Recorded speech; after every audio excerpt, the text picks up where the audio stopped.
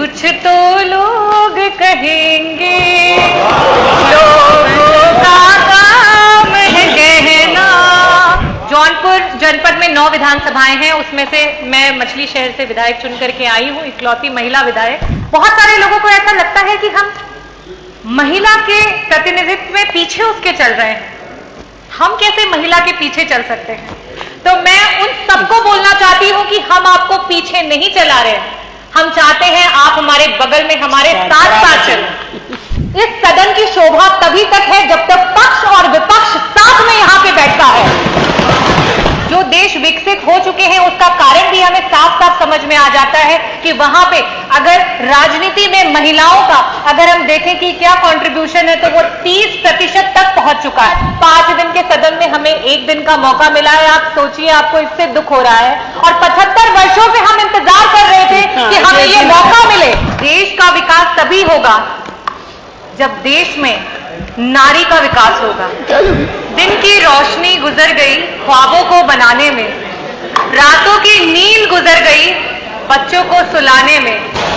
जिस घर में मेरे नाम की तख्ती भी नहीं, जिस घर में मेरे नाम की तख्ती भी नहीं, सारी उम्र गुजर गई उस घर को सजाने में।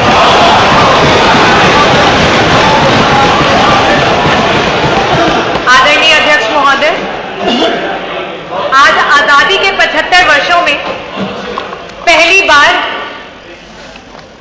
देश की सबसे बड़ी सदन उत्तर प्रदेश की सदन में सिर्फ और सिर्फ महिला विधायकों को बोलने का आपने अवसर दिया। मैं उसके लिए आपको हृदय से धन्यवाद करती हूं। मैं धन्यवाद करना चाहूंगी समाजवादी पार्टी के राष्ट्रीय अध्यक्ष श्री अखिलेश यादव जी का, आदरणीय डिंपल भाभी का, जिनकी प्रोग्रेसिव सोच के कारण आज विपक्ष में होने के बावजूद भी अगर हम रेशियो निकाल लें तो जो महिला जनप्रतिनिधि हैं उनका रेशियो पक्ष के समान है। मैं धन्यवाद करना चाहूंगी हमारी समाजवादी पार्टी की सोच को, जो सोच कहती है कि नेतृत्व का कोई जेंडर नहीं होता। नेतृत्व का होता है एक विचार, एक सोच, एक विचारधारा जिससे आप लोगों को खुद से जोड़ते हैं। राम मनोहर लोहिया जी ने कहा था, देश का विकास तभी होगा जब देश में नारी का विकास होगा। जब नारी विकास करेगी तभी देश का विकास होगा। आज से कई सालों पहले जब अध्यक्ष जी आप, मेरे पिता, उनके सहपाठी जब स्कूल में जाया करते थे तो वहां पे पढ़ाया जाता था कि 3 प्रकार के देश होते हैं, विकसित देश, विकासशील देश और अविकसित देश। और तब वो अपने अभिभावकों से पूछते थे कि हमारा देश विकासशील की श्रेणी में आता है, ये कब तक विकसित हो जाएगा? तो उन्हें कहा जाता था कुछ नहीं, आज से 8-10 सालों में हमारा देश विकसित हो जाएगा। अध्यक्ष जी, आपके बाद हमने भी स्कूल की पढ़ाई की, हमने भी स्कूल जाना शुरू किया और हमें भी वही पढ़ाया गया। और हमने भी जब ये पूछा सवाल तो हमें भी वही उत्तर मिला। आज एक नई जनरेशन स्कूल जाने को तैयार है, लेकिन आज ये देश अपना जवाब नहीं बदल पाया है। क्या हमने कभी इस बात पे मंथन किया है? आज ये जो स्पेशल सेशन बुलाया गया है, ये सत्र ही उसका जवाब है कि आज जो हम 403 विधायकों में सिर्फ और सिर्फ 47 महिला विधायक हैं, वो उसका जवाब है कि जिसकी वजह से आज हमारा देश विकासशील से विकसित देश नहीं हो पाया है। मैं आज बताना चाहती हूं कि अगर हम देश में देखें कि महिलाओं का राजनीति में नेतृत्व के परसेंटेज को निकालें तो सिर्फ और सिर्फ 9% महिलाएं हैं जो पूरे देश में जनप्रतिनिधि के रूप में अपना नेतृत्व कर रही हैं। और इस आंकड़े को अगर हम किसी भी डेवलप कंट्री से कंपेयर करें तो वहां पे जो देश विकसित हो चुके हैं उसका कारण भी हमें साफ साफ समझ में आ जाता है कि वहां पे अगर राजनीति में महिलाओं का अगर हम देखें कि क्या कंट्रीब्यूशन है तो वो 30% तक पहुंच चुका है। और हमें भी अब इस पे विचार करना जरूरी है। और इस सदन के माध्यम से मैं आग्रह करना चाहूंगी कि महिलाओं को हर क्षेत्र में आरक्षण देने की जिम्मेदारी इस सरकार को उठानी चाहिए, इस प्रदेश को उठानी चाहिए और इस देश को उठानी चाहिए।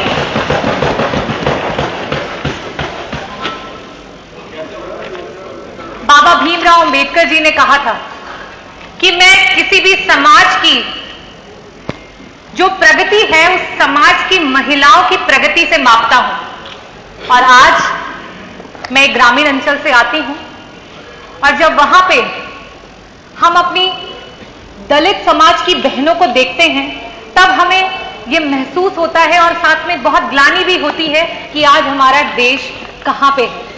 आज क्या कारण है कि हमारा देश आगे नहीं बढ़ पा रहा है, चाहे राजनीतिक क्षेत्र हो या सामाजिक क्षेत्र हो, चाहे एक मां हो या बहन हो या पत्नी हो या बेटी हो। अधिकांश जगह में भारत देश में हमें निर्णय लेने की आजादी नहीं। आज जब महिलाएं राजनीति में आना चाहती हैं तो कई प्रकार की कठिनाइयों का सामना करना पड़ता है और उस पर एक छोटा सा शेर है जो मैं बोलना चाहूंगी। कौन बदन से आगे देखे औरत को, सबकी आंखें गिरवी हैं इसी नगरी में।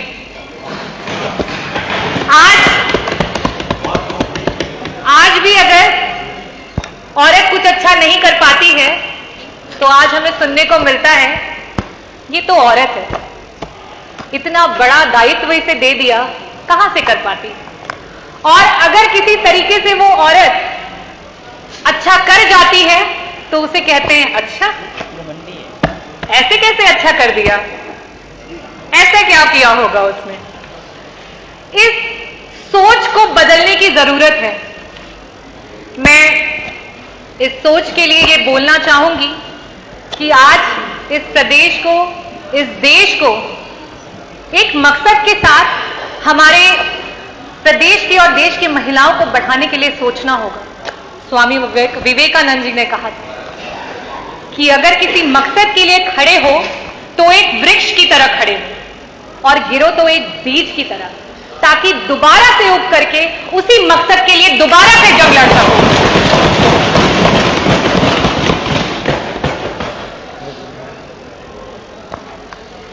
मैं अध्यक्ष जी आपसे कहना चाहती हूं, हमें स्पेशल अपॉर्चुनिटीज, स्पेशल सेशंस नहीं चाहिए।